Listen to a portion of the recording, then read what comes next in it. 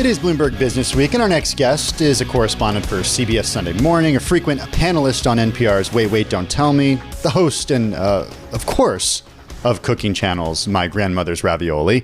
Spent years earlier in his career as a correspondent on The Daily Show as well as on The Tonight Show with Jay Leno. Keep going. There's more. There's more. Okay. New York Times bestselling author of Mobituaries, Great Lives Worth Reliving, a companion to his podcast of the same name. He's got a new book. It's out last week. It's called Roctogenarians, late in life debuts, comebacks, and triumphs. We have Mo Rocca with us, but I'm afraid the interview's over. I was just going to say, we've run out of time. We just did your whole introduction. And we didn't even get to my Broadway credits. Not yet. I've seen you dance. How are you? I'm just saying. Well, Okay, we'll talk about that offline. Welcome. We've been, Tim and I've had some fun over the weekend going through the book. It's really fun because I kind of started in the beginning. I went to the back. You can just kind of open and read some different stories. I want to ask though a little bit about your career. You've had many chapters already, as we just kind of laid out. And I have to say, a producer of ours brought this to our attention. Wishbone the dog, played by Soccer the dog. Yes. You did an obituary about Soccer after he was gone. It was a show for kids. Your first job in TV? It was my first job, and it is the toolbox I keep going back to all the time. Honestly, I don't want to sound too grand about it, talking about being a storyteller, but really that job was storytelling boot camp, because we, a very small writing staff, had to take classic novels and break them down into half-hour episodes as seen through the eyes of a Jack Russell Terrier, a dog for kids between the ages of 6 and 11. It was like a writing assignment devised by an English professor on acid, and it was just the best way to learn how. We're showing everybody the dog for those who are watching on YouTube and Bloomberg. He was a originals. great dog. This is like a commencement address. Really? Sure. The idea that your first job is the toolkit, as you've had this amazing career that you continue to go back to over and over again. Yeah. It's remarkable to hear, because everybody says, your first job, it's not going to be your last job. Don't worry about it. But it will have an effect on who you become. Oh, and, my boss there, she gave me some real tough love, because I sort of thought, I don't really know what I'm doing. And so my scripts were kind of half-baked. And she said, you just have to figure this out. And she took a couple of books on really screenwriting, and she just threw them down on my desk at one point. She said, figure it out, because this is a great opportunity. And it was a great opportunity, in part because 6 to 11-year-olds, you can't fool them. And so you can't just write a lazy script with characters just kind of talking to each other. It has to be really lean and dynamic, and the action has to keep moving forward, or they'll lose interest. So it was a really great audience to have to write for. What is it about getting snapshots of, people's lives, individuals, great works, as you did with Wishbone? What is it about kind of like telling vignettes that you love doing? Because you do this, it's obviously in this book. Well, it's sort of the same thing that drew me to obituaries, which was the subject of my last book and podcast. A good obituary is about someone's life, not their death, and I love a good life story. I love reading obituaries, especially but go ahead. Because a good obituary is sort of like the trailer for an Oscar-winning biopic. It has a sweep, a drama, a romance, the highs, the lows, the triumphs, the tragedies. And my father was a real romantic and a very optimistic person, very buoyant, and so he loved to read. Growing up in the Washington, D.C. area, when there were 2 daily papers, he would say, oh boy, the obits is my favorite section of the paper.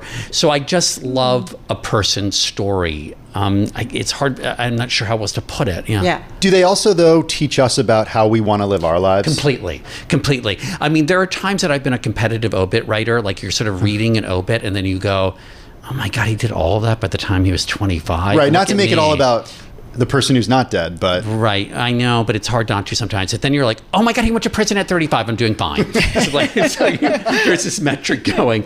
But, in this case, my co-author and I wanted to tell stories of people who accomplished great things late in life, because obviously old age, advanced age is very much in the news, a very hot topic.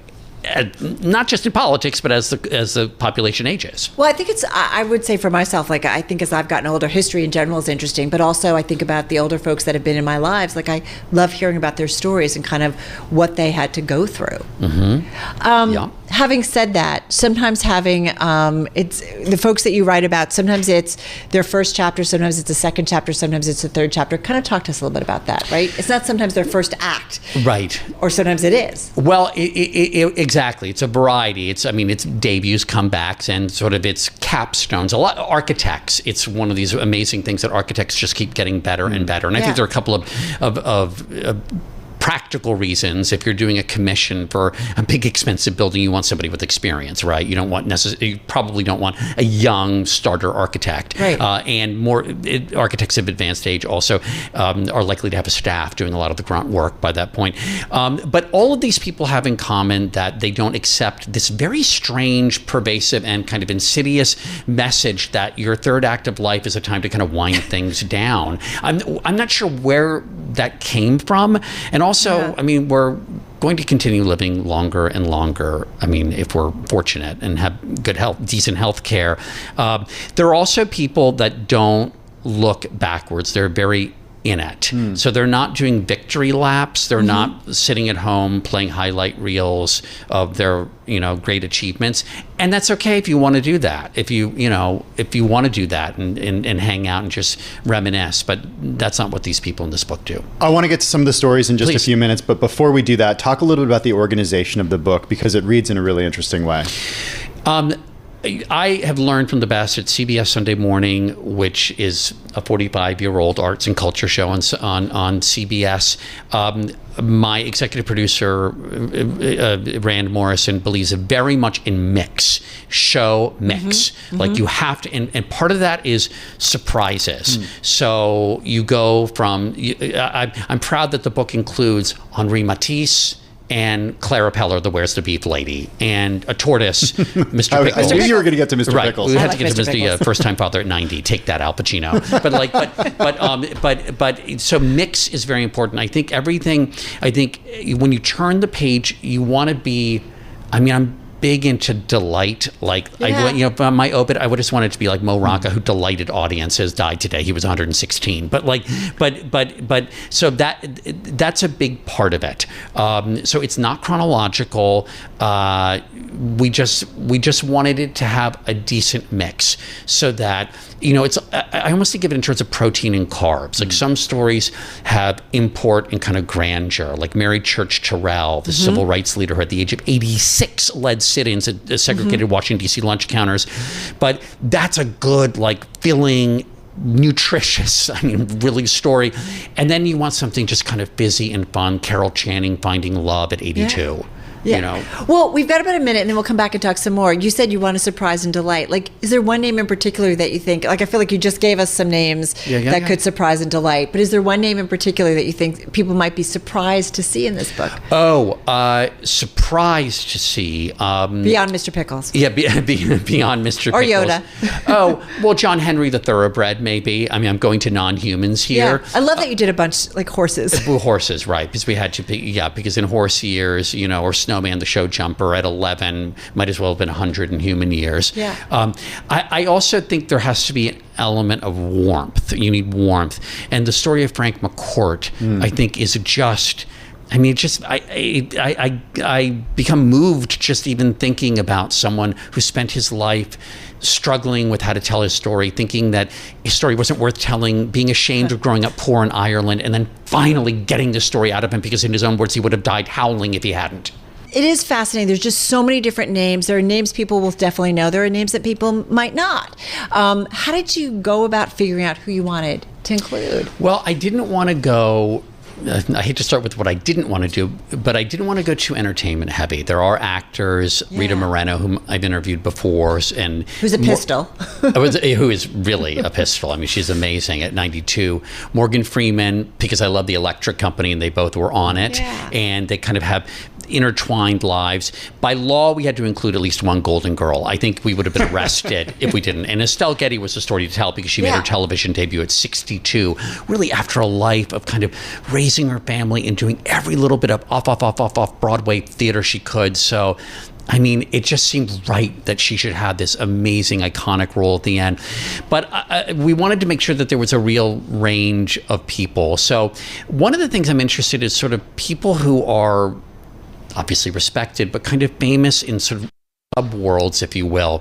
So I called my friend Scott Ehrlich, whose family has worked in winemaking for many years, and I said, who is someone in the winemaking world that's just remarkable for his longevity? And he's, without skipping a beat, he said Mark Grgic is the guy, a Croatian immigrant, or an immigrant from what was then Yugoslavia. And he was alive at the time. He only died last year, right before our publication. So he was active up until the age of 100. And I love the fact that he was really the reason, this amazing immigrant story, that that American, specifically California wines, became contenders. The Judgment of Paris in 1976, when American wines and French wines were competed against each other in a blind taste test in Paris, organized by kind of a wag of a British promoter who expected it to be a runaway French victory. And both the red and white Americans, the white from Grgic's winery, won. Shockingly, it right? It shocked the world. It changed the world of wine. And I just loved his story. And he's somebody who had persevered throughout his life, but late into his life, bringing winemaking in a very elevated way back to his homeland of Croatia. So it had a beautiful full circle. Right? Yeah. You also stumble on names when you're reading the book and you say, wait a second, I've always seen a Roget's Thesaurus on a bookshelf or as a college student. I had no idea there was a guy named Roget, and he was old when he wrote it. He was, and I keyed into him because I love making lists myself. And, I know the capital of every country in the world, and I used to do strange things as a child. Don't make us quiz you. Wait. No, I know. Please don't quiz me right now. Where do we go? Please don't throw out a random country name. Please don't do that. Okay. She's thinking Brunei, and the capital is Bandar Seri Begawan. Show off. Okay, and Tim, now you ask, what's the capital of Djibouti? Yeah, Djibouti. The capital of Djibouti is Djibouti. Trick question, Oh, right? That's okay. it. Yeah. That's a good one. So you like lists. I used to make crazy lists, and I used to waterways near state capitals. That's one. But anyway, Peter Mark Roget did the same thing as a child. I think for different reasons. I did it because I was just maybe sort of curious and strange, which are synonyms, right? And he had a lot of tragedy in his life, personal loss, and one of his biographers believed it was a way of coping. But he returned to these lists that he had been working on at the age of 73 and published the Roget's Thesaurus. And until the age of 90, he kept refining it and working on it. But and so that's sort of an unfinished business, which is something I like. A lot of these stories are people, in a sense, returning to childhood in more obvious ways with Frank McCourt and Laura Ingalls Wilder, who brought us to the Little House books by writing about their quite literal childhoods. But then people like the concert pianist Ruth Slenczynska. As a child, she was called the Shirley Temple of classical music. And this is a woman who at the age of 9, she had subbed for Rachmaninoff. Okay, and I interviewed her when she was 97 because she had an album come out. I interviewed her for CBS. But what I found was a woman who had been really tormented by her father as a child prodigy, and the piano was a punishment, and she was just so enormously talented, and he was brutal to her. She literally was not allowed to play with dolls or go outside and play with other kids. And much later in life, she returned to the piano on her own terms and learned to love it for the sake of itself. And I found that so beautiful. I don't even know that there's no easy segue here, but the founding fathers of comedy. I mean, we have some guys who have been making us laugh for decades. Yeah. And I know some have passed away, and I think about Norman Lear, but you dig into what they've been doing. Well, Norman Lear, Mel Brooks, and Carl Reiner, who were all good friends, and I got to know Norman moderately well. I would say he was a friend by the end of his life. And together, when you think of their body of work, they are largely responsible for at least a big part of what we actually laugh at. I mean, Carl Reiner with the Dick Van Dyke Show really did help create the modern situation comedy.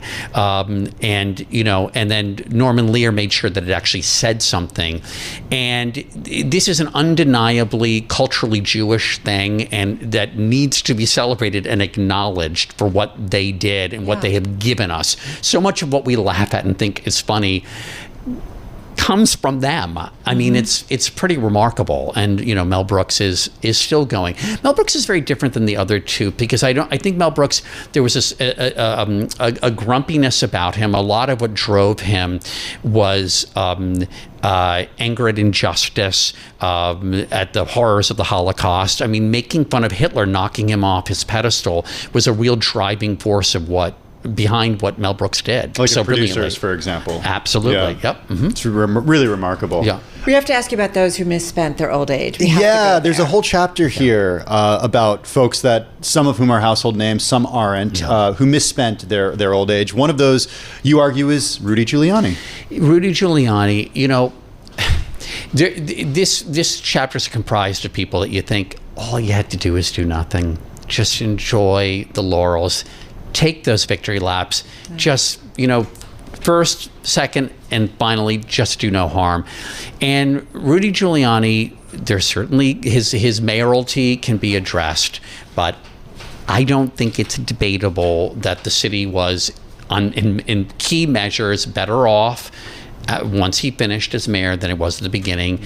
I think when he became Person of the Year for Time, it wasn't just an acknowledgement for how he handled the aftermath of 9/11. I think it was also for how he had shown that a city could be governed, which is something that had been in some doubt, I think, that a city like New York could be governed. And then his behavior since then, and with the 2020 election and the Georgia election workers. And there's a reason he is bankrupt. I don't know if he's legally bankrupt. You can correct me on that. If he's declared bankruptcy, but there's a lot of stuff still going on in terms of his assets. He really could have just done nothing and been okay.